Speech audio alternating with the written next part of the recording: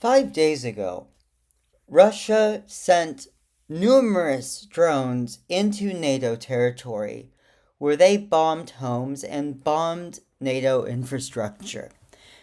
This is a violation of our autonomy and our, you know, treaty and defense that we have had since 1948 or 1949. I think it was 48, 49. Point being, this is a clear violation of Poland's autonomy and the autonomy of every NATO member because an attack on one is an attack on all, legally speaking.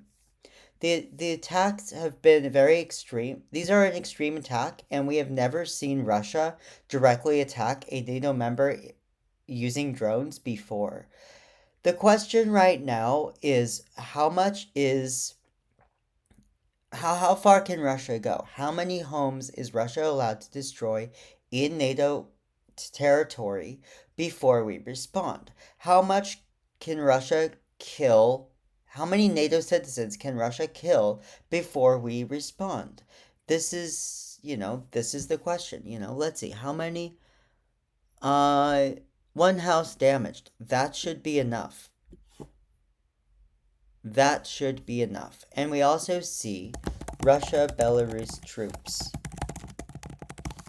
Poland has closed their border and they're having an exercise in Belarus with thousands of troops. Why are they doing this? I believe what they're trying to do is they're trying to test how far NATO will go and whether NATO is actually worth anything. The answer needs to be it is absolutely worth it.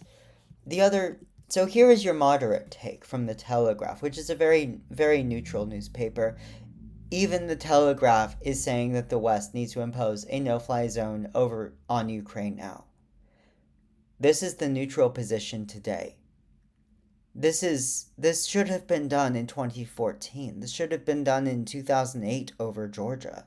We have seen Russia continually push their buttons. We have seen propaganda in every NATO EU country trying to dissolve NATO and dissolve the European Union. Putin hates democracy, hence his strong support for Brexit. We saw, in 2014, the annexation of Crimea, Luhansk, and Donetsk, de facto annexation, should have been beyond our red line. Let me show you the red line. It's easy to see on Google Earth. Or OpenStreetMap. Let's keep this open source, even though on YouTube, so it's ironic.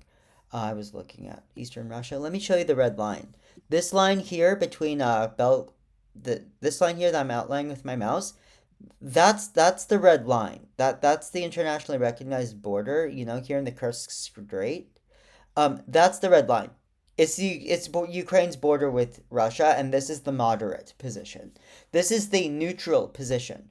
The border of Ukraine with Russia and Belarus needs to be our red line. And that's the moderate position.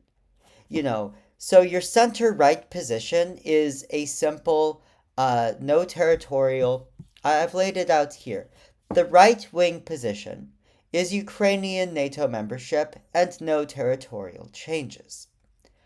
Königsberg being ethnically cleansed because it's a Russian military base in the middle of Europe, and becoming a free state while Poland regains Western Belarus and Ukraine regains Kursk and Belgorod, which used to be ethnically Ukrainian, that's your moderate position. And your left-wing position is a complete demilitarization and occupation of Russia. Does this sound extreme to you? Maybe it does, but let me show you where I'm coming from.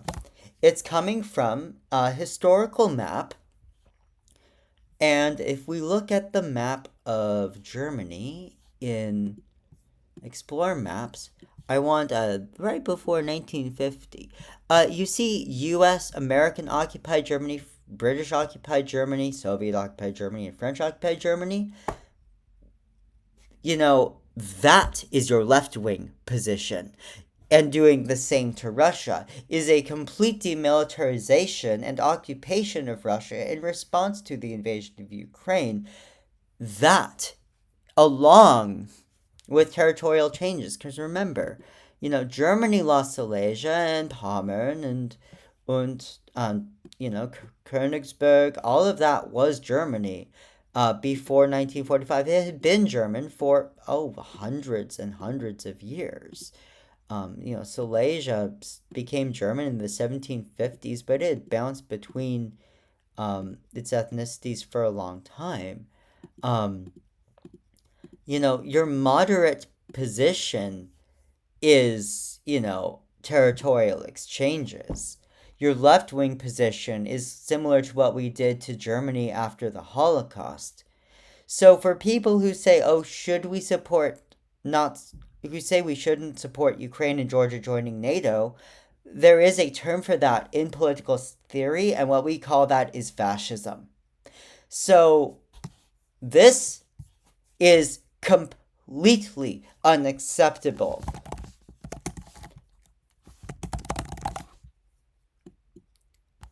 This has been going on since 2014.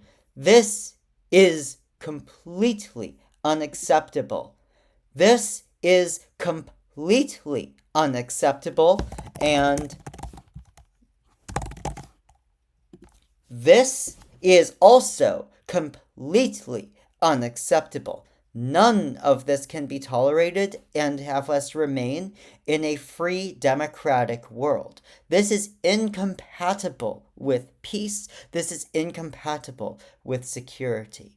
The way that fascism works, whether it's Hitler or whether it's Putin or whether it's anyone of that ideology, the more you give, the more they will take.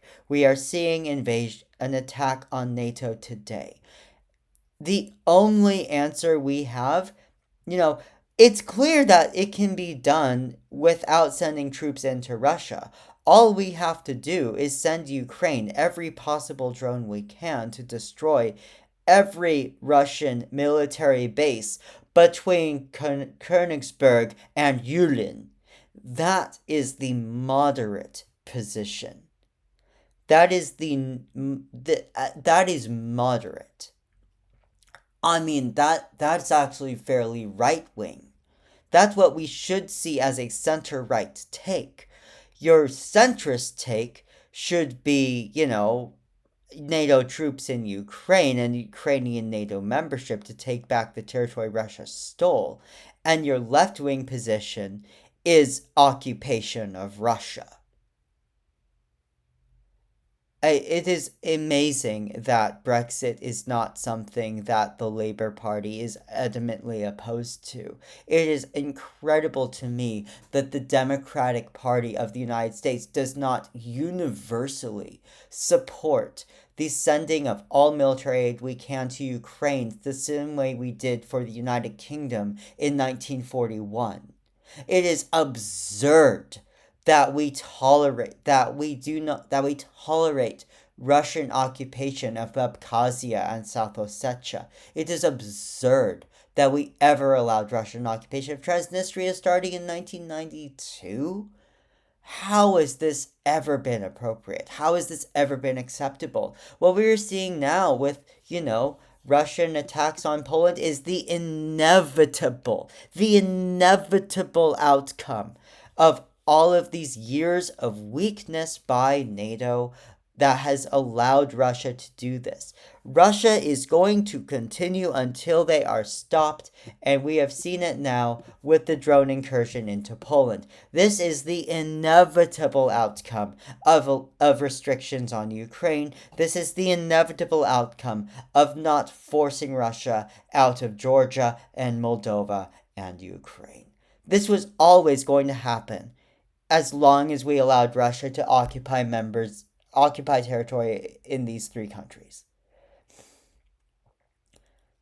And we need a change of course.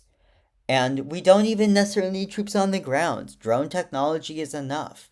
We just need to send Ukraine drones, and that is clearly enough at this point to do it. A no-fly zone over Ukraine, this is your moderate position. Anything less than this is appeasement of fascism and cannot be tolerated. Yeah, I have family in Finland. I have family in Georgia. not blood family in Georgia, but my family in Finland are my actual literal cousins. Their great grandfather was my uncle, and so I have friends in Ukraine, and I'm very very invested in this, and I'm very disappointed in my government's leadership, and we need to stop appeasing fascism. It is not working, and now NATO is being attacked, and this needs to end. Um, that is the moderate position. The left wing position is military occupation of Russia for as long as it takes. Slava Ukraine.